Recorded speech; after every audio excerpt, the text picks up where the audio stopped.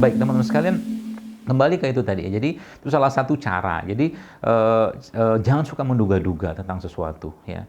Kita ini kalau sudah sibuk dengan diri kita sendiri, sebenarnya kita akan fokus untuk menghisap diri kita daripada sibuk menjadi malaikat raqib dan atid. Salah satunya itu. Baik, kita fokus ke tadi, kita katakan tentang bagaimana hati tadinya. Sebagaimana ada yang menyehatkannya, itu yang, dan hati itu juga ada yang membuat dia sakit ya. Ada yang menyehatkannya, ada yang membuat dia sakit. Sakit maksudnya, kalau menyehatkan apa tadi? Ketaatan. Ketaatan yang ada pada diri seseorang akan menyehatkan hatinya, jiwanya, akalnya, ya, ruhnya juga.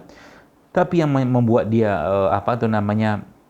sakit itu adalah dosa-dosa tadi ya. Termasuk tadi prasangka, ya, perasaan yang buruk segala macam, semua yang bertentangan dengan apa yang Allah perintahkan pasti berdosa atau membuat hatinya sakit. Ya. Nah, saya ambil contoh begini saja. Ya. Ini saya punya jeruk, ya. Saya punya jeruk di sini. Ya.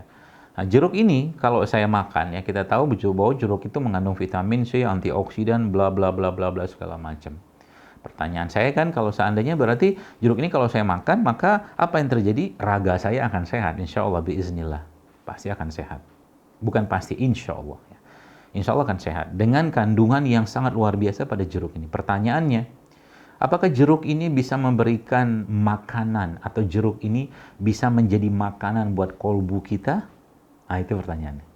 Maka jawaban saya, insya Allah bisa. Bagaimana caranya? Caranya adalah jeruk ini Anda berikan kepada orang lain dalam bentuk sodakoh atau sedekah. Maka jeruk ini akan menjadi makanan buat hatinya kita. Meskipun kita nggak makan secara fisik atau kita ambil sedikit, sisanya kita kasih, bukan sisanya, yang jumlah bagian besarnya kita kasih pada orang lain, maka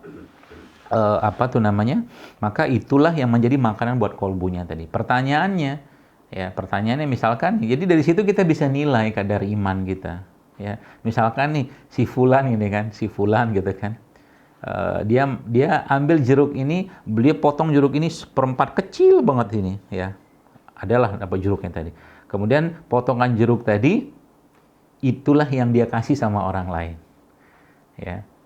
Saya tidak bisa menduga orang ini bakhil atau tidak, ya. Tapi sebenarnya kalau orang itu, ya, punya pemahaman bahwa sesungguhnya yang dia miliki itu adalah yang dia berikan pada orang lain, harusnya yang dia makan atau yang dia ambil tadi, bagian kecil tadi, yang lebih besar tadi dia kasih pada orang lain. Jadi kalau mau, berarti yang paling sehat apa? Yang paling sehat kasih aja semua nih. Maka jeruk tadi akan jadi makanan buat hatinya, mengobati bakhilnya, pelitnya. Dan jeruk tadi akan memberikan kasih sayang atau memberikan curahan, ya mungkin bahasa kita mah hormon lah gitu kan, hormon kebahagiaan, karena orang yang mungkin dikasih jeruk tadi belum pernah makan jeruk atau belum selama ini sekian lama sudah nggak pernah makan jeruk, seperti itulah. Akhirnya memberikan kedamaian, kasih sayang dari orang tadi, ya, dalam bentuk doa-doa segala macam. Ini saya katakan makanan batin. Ini sekarang yang kita kurang tuh itu sebenarnya. Kita kurang tuh itu. Ya, sudah tahu jinnya sekarang, setan-setan ini yang keren-keren, yang keren-keren. Kenapa saya katakan keren-keren?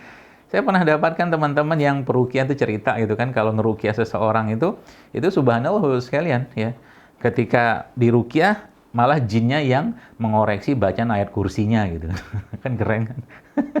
Malah jinnya mengoreksi bacaan ayat kursinya, karena jinnya udah makin canggih gitu kan. Jadi yang ngerukiah pun ya kelepek-kelepek gitu kan, nih aduh gimana gitu kan, jadi kikuk dia gitu lah, seperti itu. Ya, makanya saya katakan sekali lagi, ya, untuk menghadapi mereka-mereka tadi, maka kebaikan yang harus kita lakukan dinaikin, ya, frekuensinya, ya, dan kualitasnya dan kuantitasnya dinaikin. Kalau nggak tuh kita nggak bisa ngadepin mereka kayak begitu, ya. Jadi pakai pola-pola kayak sekarang itu tuh nggak bisa. Bukan nggak bisa, karena kadar iman kita tuh sudah sangat lemah gitu kan. Kita semua yang hidup pada zaman fitnah kayak begini, Bapak sekalian, iman kita tuh lemah sekali, rapuh sekali, ya. Maka saya katakan, supaya ini menjadi makanan kolbu kita tiap hari, ya, makanan hati kita tiap hari, ya sudah, sedekahin aja tiap hari. Ya ini kan simbol aja. Makanya kan ada hadisnya, Nabi mengatakan, para malaikat itu mendoakan orang-orang yang bersedekah di pagi hari, gitu kan, gitu kan. Pagi hari itu artinya tiap hari gitu kan, itu dikerjakan, bukan sekali-sekali, bukan sekali seminggu, atau sekali sebulan, bukan kayak begitu. Nah, jadi itu salah satunya, salah satu bentuk. Jadi bakhil ya, pelit, salah satu. Itu dilawan atau obatnya apa? Emang dilawan, harus dilawan dengan kedermawanan. Dan kita harus paksain. Jadi semakin taat diri seseorang, ya semakin orang itu menjaga dirinya, semakin dia dekat dengan Allah, dia nggak butuh banyak-banyak makanan kayak begini. Dia cukup secukupnya saja, ya lebih banyaknya dia kasihkan pada orang lain. Maka hati tadi, ya para ulama menyebutkan, termasuk Ibnu Qayyim al-Jauziyah mengatakan dalam kitab Fawaidul Fawaid, dia katakan bahwa ada 4 hal yang membuat hati itu atau iman seseorang itu bisa lemah. Banyak makan, banyak tidur, banyak bicara agak bermanfaat, sama banyak bergaul. Ya, jadi hati-hati dengan gaul-gaulan, ya obrolan-obrolan, ya kita dekat-dekat dengan orang yang tidak ada faedahnya bagi keimanan kita. Kalau ketemu ke orang-orang kayak begitu, ya nggak usah sering-sering gaul sama mereka lah. Cari orang yang bisa membuat kita semakin naik iman kita, ya. Hati kita makin baik, makin dekat pada Allah. Nah, itu. Jadi syariat itu menyehatkan semua. Syariat itu menyehatkan semua. Nah, lalu apa pembagian atau apa bagian atau mungkin ya penyebab utama lemahnya hati tadi, ya. Nah, ternyata ulama-ulama menyebutkan bahwa penyebab utama lemahnya hati tadi, ya tadi dosa juga ada, tapi secara umum mereka menyebutkan itu sebagai syubhat dan syahwat. Syubhat dan syahwat. Lemahnya iman atau hati seseorang itu karena syubhat dan syahwat. Itu saja. Jadi kalau kita lihat sekarang munculnya banyak penyakit-penyakit, balik-baliknya ke situ saja. Ya, balik-baliknya ke dua hal itu aja. Ya. Jadi kalau sudah ini semua kita perbaiki, maka atau kita tahu sebabnya apa, mengapa ini orang jadi lemah, karena memang syubhat dan syahwatnya itu luar biasa, karena jauh dari Allah, yang nggak dekat dengan Allah, nggak dekat dengan sunnah baginda Nabi SAW. Pertanyaannya kan gitu kan, terus bagaimana caranya mengatasi hati yang seperti itu, atau bagaimana menguatkan hati yang seperti itu? Maka jawabannya cuma hanya satu. Dalam kitab Tazkiyatun Nafs, ya, Ibnu Qayyim menyebutkan bahwa ternyata syubhat dan syahwat itu obatnya adalah Al-Quran. Al-Quran. Jadi Al-Quran ini sekali ini obat. Jadi obat untuk dua penyakit tadi. Ya. Masalahnya kan sekarang saya sudah baca Quran kok nggak dapat vibrasi, nggak dapat getarannya sih. Ya mungkin nggak khusyuk, ya mungkin nggak mentadaburi, mungkin nggak paham artinya, atau mungkin nggak meresapi, cuma sekedar baca. Maka kalau saya pribadi memang menghindari sekali di mobil, ya kalau lagi ada orang di mobil, ya atau teman atau keluarga sendiri kemudian memutarkan Al-Quran, tapi kita berbincang-bincang di situ, akhirnya Al-Quran itu cuma sekedar kayak instrumen, na'udzubillah min zalik, di mobil gitu kan, itu nggak boleh kayak begitu. Jadi kalau mau dengerin, dengarkan dengan baik, ya. Faiza quri'al Quran fastami'u lahu wa ansitu la'alakum turhamun, kata Allah. Kalau Al-Quran itu diperdengarkan, maka dengarkan baik-baik, ya supaya engkau mendapat rahmat. Diam gitu. Ansitu, ya diam, seperti itu. Maka kalau dibacakan Al-Quran, jangan ngomong, ya. Jadi kalau Anda paling bagus sebenarnya pas lagi jogging, kalau saya jogging atau olahraga, nah coba diganti itunya musik-musik nggak bermanfaat itu dengan tilawah Al-Quran, atau mungkin kajian-kajian. Jadi lagi kita olahraga pun, mungkin yang sepedaan atau mungkin yang jalan-jalan santai atau apa, dengerin saja Al-Quran di situ, kan kita nggak ngomong, ya. Atau mungkin kitab-kitab, atau mungkin kajian-kajian para ustadz-ustadz, ya, pada syekh-syekh gitu, kita dengarkan, dan itu menjadi obat buat hati kita, ya, obat untuk mengatasi kejahilan, kebodohan, seperti itulah. Jadi sekali lagi, obatnya apa? Nah, obatnya di situ semua. Maka janji Allah dalam Al-Quran apa? Allah mengatakan, Allah berfirman, A'udzubillahi minasyaitonir rajim, wa nunazzilu minal Qur'an ma huwa syifaa'ur rahmatul lil mu'minin wa la yazidu dzalimin illa khusar. Kata Allah, kami turunkan Al-Quran ini sebagai syifa, sebagai penyembuh, kata Allah. Maka dia memang bisa menyembuhkan. Apa yang disembuhkan? Sakit fisik bisa disembuhkan.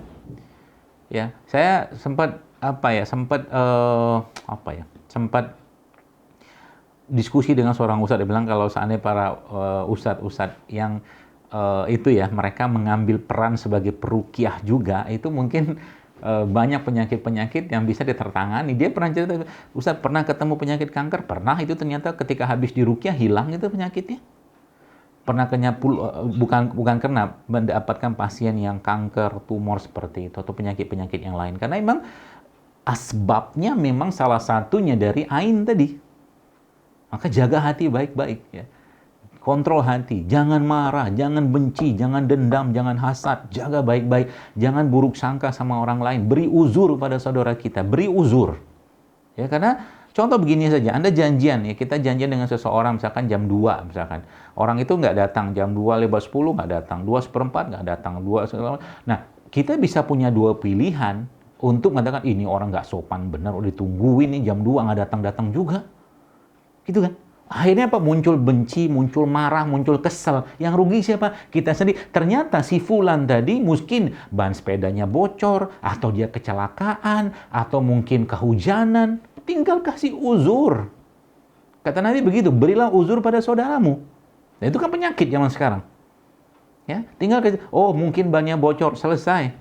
Nggak muncul juga jam 2:30, kasih tahu mungkin dia nggak dapat bus atau apa segala macam, atau mungkin ada urusan keluarga segala macam. Nah, sampai jam 3 ditunggu nggak muncul juga. Oh, mungkin dia punya uzur yang menyebabkan dia tidak bisa datang, yang aku tak tahu uzur tadi. Selesai. Aman kan hati kita kan? Nah, itu zaman sekarang tuh susah kayak begitu, karena banyak orang, kenapa? Banyak orang ya, kalau bahasa saya itu lebih suka berperan sebagai malaikat rakib dan atid, malaikat pencatat kebaikan dan keburukan orang gitu kan. Urusan Allah saja, Bu sekalian. Maka sekali lagi saya katakan, mari kita jaga hati ini, Bu sekalian ya, jaga ya mungkin kalau bahasa itu kita tuh ya jantung ya, kalau mungkin heart itu kan jantung, itu dengan Al-Qur'an. Ya memang jantung organ yang sangat sensitif ya. Maka kalau kita pelajari para ulama zaman dulu ya, ya mereka memang nggak kayak kita zaman sekarang, penuh dengan penyakit degeneratif ya, atau mungkin nggak usah ulama deh, masyarakat zaman dulu gitu kan. Seperti itu ya. Jadi Al-Qur'an itu menjadi obat terbaiknya. Di situ ada semua kan, ya ahsantum li anfusikum. Kalau engkau berbuat baik, kebaikan itu buat dirimu sendiri. Jadi coba di list kebaikan apa yang sudah kita lakukan hari ini. Di luar kebaikan, katakanlah yang kita lakukan untuk diri kita sendiri dalam bentuk kewajibannya, itu di luar itu. Coba sedekahnya mungkin kita, ya hatta itu cuma sekedar kalimat motivasi gitu kan. Itu juga kebaikan, dan itu makanan buat kita. Ya, makanan buat hatinya kita tadi. Ya, maka kata Nabi SAW, Nabi itu bahkan ya pernah disebutkan waktu Abu Salamah mau meninggal, itu Nabi datang ke rumah beliau. Lalu Nabi mengatakan, la ba'sa tohur, insya Allah, kata Nabi. Ya, nggak apa-apa, bakal sembuh gitu kan. Baru Nabi keluar dari rumah Abu Salamah meninggal. Tapi subhanallah kan, meskipun mau meninggal pun dikasih kalimat yang menenangkan. Ya. Bukan kalimat yang membuat kita tuh makin panik gitu kan, kayak zaman sekarang gitu kan.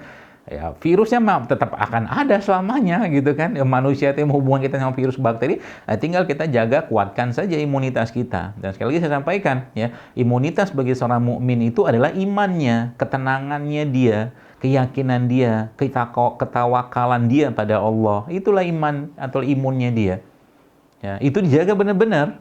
Ya, banyakin zikir, nggak ngapa-ngapain, ya udah dengerin tilawah, dengerin kajian, zikir diperbanyak, sedekah diperbanyak, minta perlindungan dengan Allah. Insya Allah itu menjadi solusi sebenarnya, ya seperti itu. Nah baik,